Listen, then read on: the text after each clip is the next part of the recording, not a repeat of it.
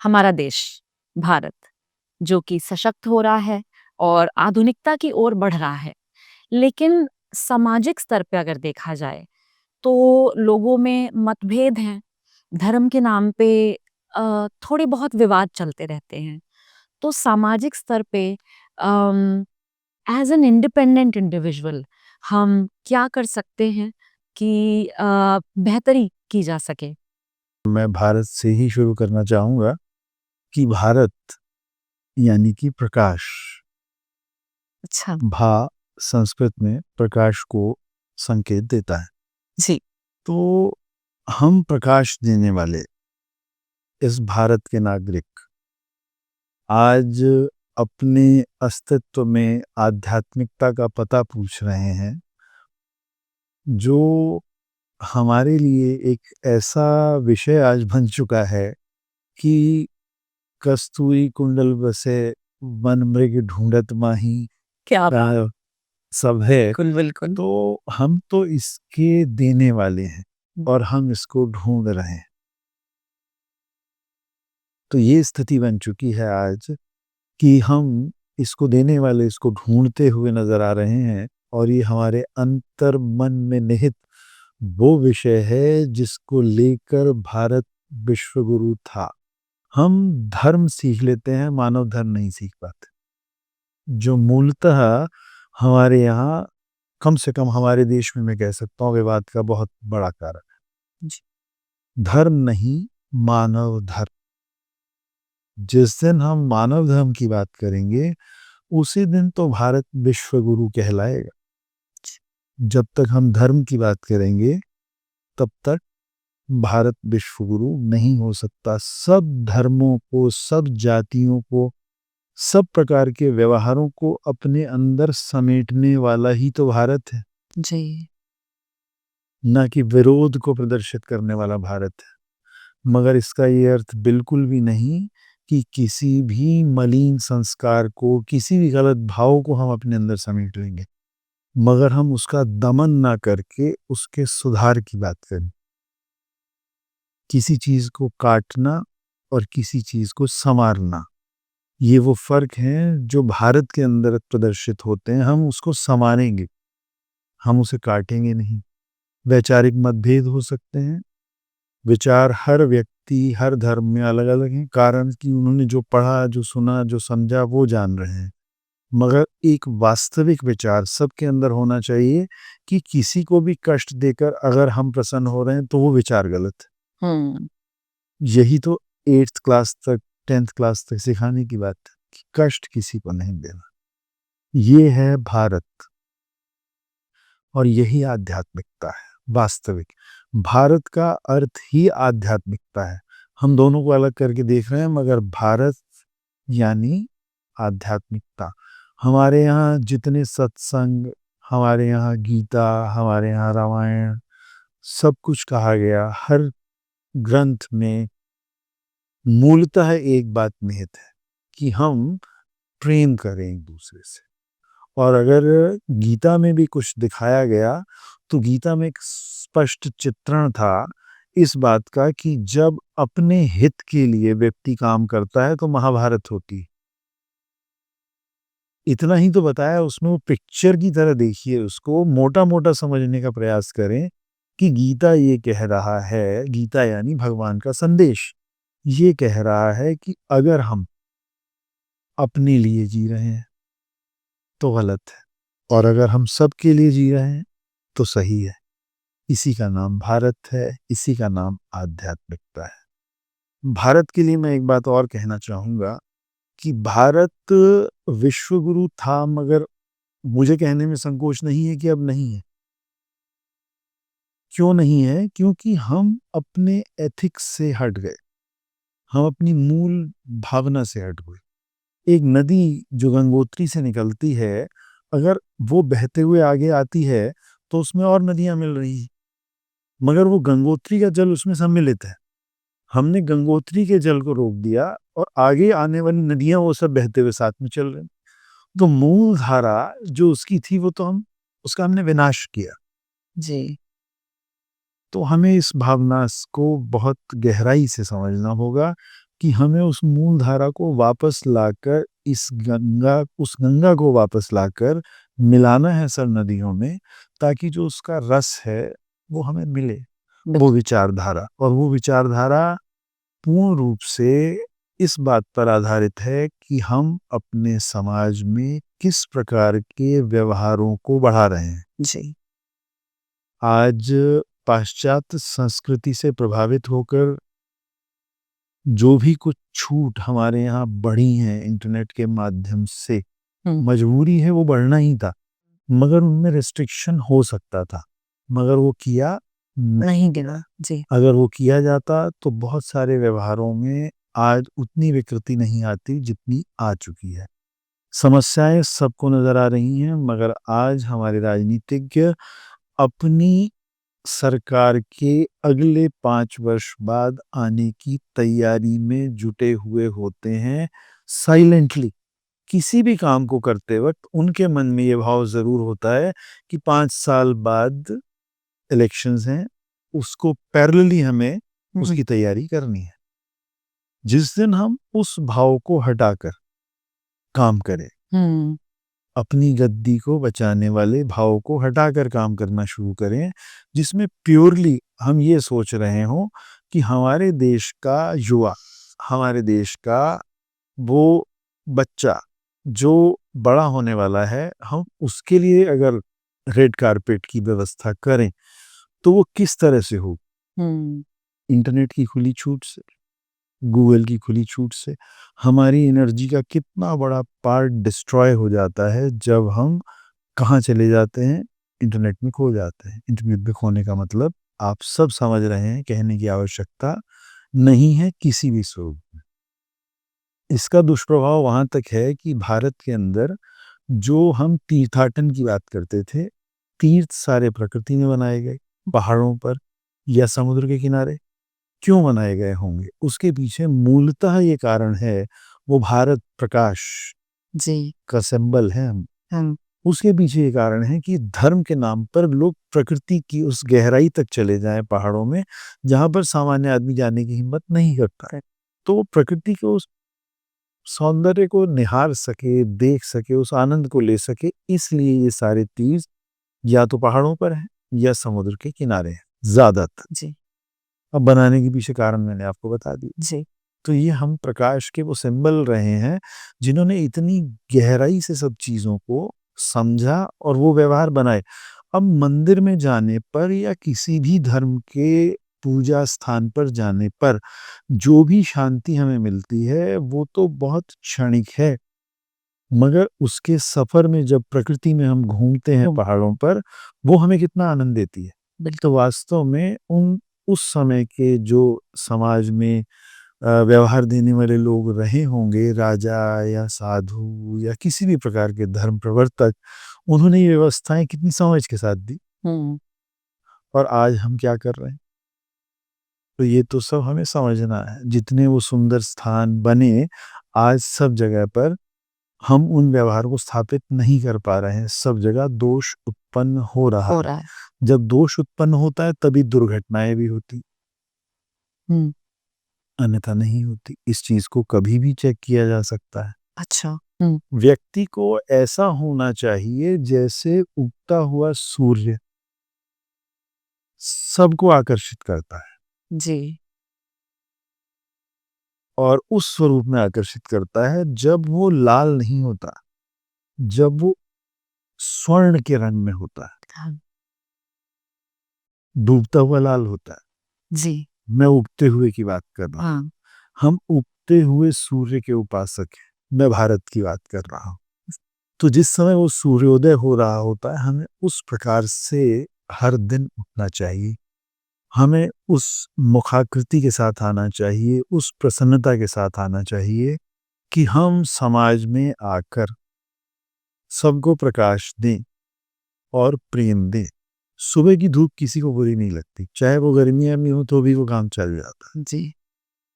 तो हमें उस भारत की जरूरत है आज सबसे पहले इस व्यवहार में, और उसके बाद हमें उस भारत की जरूरत है जो विश्व में इस व्यवहार को अपने स्वरूप में बढ़ाने वाला, और हम विश्व गुरु बने। और विश्वगुरु होने का जो वास्तविक अर्थ है वो आधिपत्य नहीं है जो आज ताकतवर देश अपने पास हथियारों की बात से या किसी बात से कर रहे हैं। कहा जाता है वो लीडर हैं, वो टॉप कंट्री है। नहीं, वो टॉप नहीं है, वो फ्लॉप कंट्री है। अगर वो टॉप कंट्री होती तो प्रेम होता। जी। वो तो ताकत है उन हथियारों की, उस पैसे की। हुँ, तो हमारे यहाँ तो इस प्रकार के लोगों को विनाशक बुद्धि का कहा जाता है। बिल्कुल। तो हमें तो आवश्यकता है उस प्रकार के विश्वगुरु होने की जहाँ पर हमारे पास पैसे की ताकत भी हो, हमारे पास हथियारों की ताकत भी हो, हमारे पास व्यवहारों की ताकत भी हो और उसके बाद हमारे पास प्रेम की वो सर्वोपरि ताकत हो, जहाँ पर हमें इन सब चीज़ों के उपयोग का विचार भी ना करना पड़े। हुँ, हम सामने वाले को डराकर प्रेम करें, ताकि वो अपने व्यवहार को बदले। आज के विश्व गुरु भारत के ये कंपोनेंट्स हैं जो मैं कह रहा हूँ, भिक्षुओं का नहीं है। आज का भारत वो बने विश्व गुरु जो पूरी ताकत के साथ हो हुँ, और फिर प्रेम करे।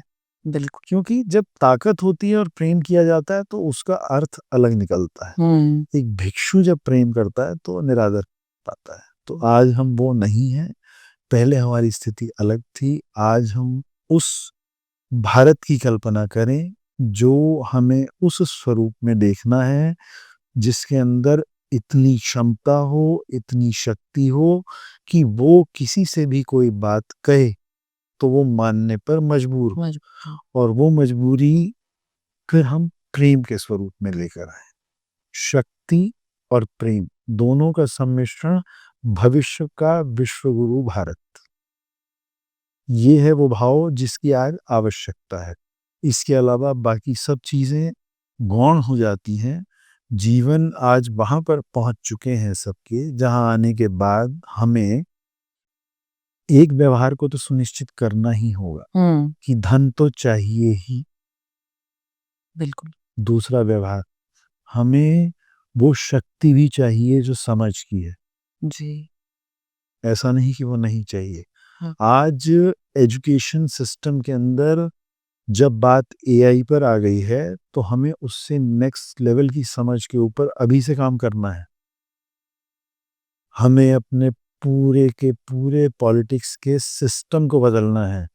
हमें पॉलिटिक्स के सिस्टम को वहाँ पर लेकर आना है जहाँ पर हम इलेक्शन जीतने और अपने वर्चस्व के लिए काम ना करें। हम पारिवारिक ताकत कि मेरा पिता एक्स था तो बेटा भी ऐसा होगा या ये उस परिवार का व्यक्ति है, नहीं, नहीं। हमारे यहाँ सिर्फ एक पैरामीटर होना चाहिए कि किस समझ का व्यक्ति है।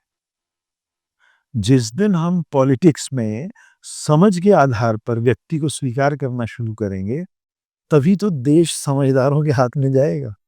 हम किन लोगों के हाथ में देश को दे रहे हैं? हम अपने ऊपर काम करने के लिए किन लोगों को बिठा रहे हैं? उनके बात करने का तरीका सब लोग जानते हैं। वो किस तरीके से बोलते हैं, कितनी उनके अंदर तहज़ीब है बात करने की, ये सब लोग जानते हैं। मैं सबकी बात नहीं कर रहा हूँ।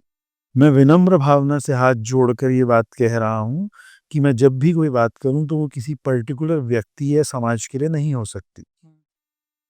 हर जगह पर कुछ लोग अलग हैं और बहुत लोग वैसे हैं जैसा मैंने कहा।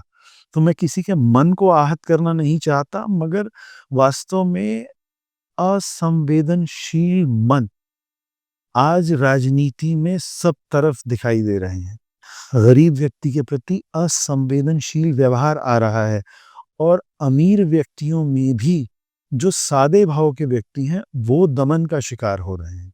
आज अमीर भी वो कामयाब है इस व्यवस्था के अंदर जिसके पास पॉलिटिकल हाथ है, जिसके पास ताकत है। अगर कोई बहुत अमीर व्यक्ति है, तो बहुत ज़रूरी है उसके ऊपर पॉलिटिकल हाथ होना। हुँ, अगर अगर नहीं होगा, तो उसके लिए काम करना आसान नहीं है।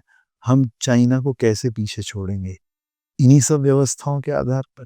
नहीं, हमें बदलना ही होगा और हमारे देश में जितना भी प्रबुद्ध समाज है, उसे विचार करना होगा कि पॉलिटिशियन कोई जन्म से या जाति से नहीं होता। पॉलिटिशियन का मतलब है जिसके पास वो ट्रिक्स हों जो देश को आगे लेकर जा सके, ना कि वो ट्रिक्स हों कि एक पॉलिटिशियन अपने रिश्तेदारों के नाम पे बहुत बड़ी प्रॉपर्टीज खड़ी कर देता है, लीगली वो पकड़ा नहीं जा सकता, मगर कैसे वो हजारों करोड़ में पहुंच जाते हैं परिवार, कैसे आ जाते हैं वो स्थितियां विचार करना होगा। वो रजवाड़े हैं क्या? वो कहाँ से लेकर आ रहे? सबको नजर आ रहा है आज स्पष्ट रूप से हमारे देश में प्रॉपर्टी की जो वैल्यूज हैं वो 10 लाख रुपए की प्रॉपर्टी की मार्केट वैल्यू 80 लाख, जो पेपर्स में 10 लाख की है। हम किस तरह से व्यवस्थाओं को ठीक करने की बात कर रहे हैं, सबको पता है, मगर क्या कभी इस विषय में कोई बोलता है? क्यों नहीं बोलता? क्योंकि पॉलिटिशियंस का पैसा भी तो यहीं पड़ा हुआ है। इस विषय में विचार तो करना ही होगा। अगर हम इस विषय में विचार नहीं करेंगे तो हम वैसे ही रह जाएंगे, उसी प्रकार शोषित रह जाएंगे, उसी प्रकार कष्ट में रहेंगे। हमें स्पष्टवादी होना ही होगा, हमें इस बात को कहना होगा। आज मैंने बहुत खुले तरीके से अगर ये बात कही है तो मैं मजबूर हूं, अन्यथा मैं ना कहता। मेरी मजबूरी है मेरा देश, मेरी मजबूरी है मेरा भारत, मेरी मजबूरी है मेरा वो विश्व गुरु का स्वप्न। मुझे इस वजह से कहना पड़ा, मगर कुछ स्वप्न उस प्रकार से दिखते हैं जो सत्य होते हैं। ये वही स्वप्न है जो मैं देख रहा हूँ, जो निश्चित रूप से सत्य होने वाला है।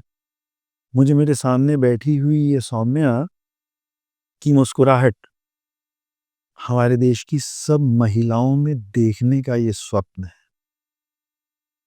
बिल्कुल। वो सुरक्षित भाव, वो सम्मानित भाव सब महिलाओं में देखने का ये मेरा स्वप्न है।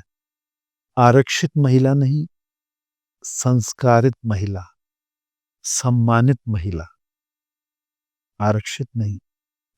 आरक्षण भी एरोगेंस का द्योतक है, आरक्षण भी नॉन स्किल्ड को आगे लाने का द्योतक है।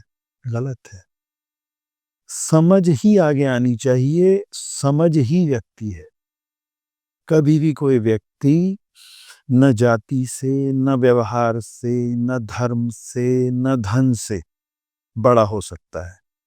व्यक्ति अगर बड़ा हो सकता है तो समझ से हो सकता है। बाबा साहब भीमराव अंबेडकर समझ, स्वामी विवेकानंद समझ, स्वामी रामकृष्ण परमहंस समझ, बहुत हैं, अनगिनत हैं। ताकतवर वल्लभ भाई पटेल जी। ताकत, तो ये सब चीजें ही चाहिए आज समाज को। आज हमारा धर्म सिर्फ एक, भारत, तभी हम आगे बढ़ेंगे, अन्यथा हम आगे नहीं बढ़ सकते। नहीं तो हम हिंदू मुस्लिम सिख ईसाई आपस में हैं भाई भाई, ये कहने की आवश्यकता का क्या मतलब है? इसका मतलब नहीं है तभी कहा जा रहा है, गलत बात है। वो हैं ही हम भाई, अलग कहाँ से? तो भाइयों को भाई कहना पड़ता? कभी भी नहीं कहना पड़ता। और हम कह रहे हैं, इसका मतलब भाई मान नहीं रहे।